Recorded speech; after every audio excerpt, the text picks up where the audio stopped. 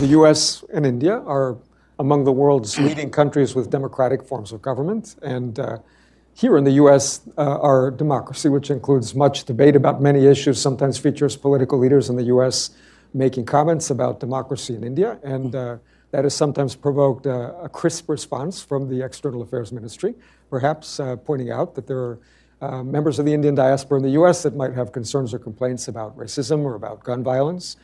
I wonder how you think about that dynamic and what potential possibilities you might see for constructive dialogue between the US and India on these issues.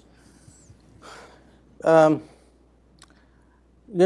one, the reality, and two, the handling of the reality. What's the reality? The reality is the world is very globalized, and as a result, the politics of any country doesn't necessarily stay within the national boundaries of the country. Now, the United States, of course, makes a special effort to ensure it doesn't. That's part of how you've conducted your foreign policy over many years. Now, in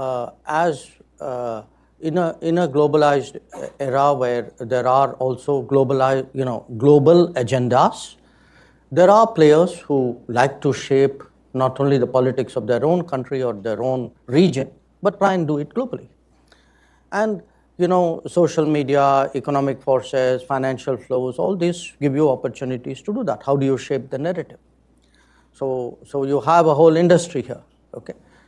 So you write up reports about people, you rank people, you spotlight countries. That's the game. Now, as I said, that's the reality. So what happens with that reality is it's part of the overall competition, a competition among countries and competition among political forces. And when it is a competition, you expect others to do what they will, and it's your right to do what you will. And that's playing out in a way. But if you look at a state-to-state, government-to-government level, we think it's important that democracies are mutually respectful. It cannot be that one democracy has a right to comment on another, and that's part about promoting democracy globally. But when others do that, then it becomes foreign interference. Foreign interference is foreign interference, irrespective of who does it and where it is done. So it's a testy area. And my personal view, which I have shared with many counterparts, is, look, you have every right to comment, but I have every right to comment on your comment. So don't feel bad when I do.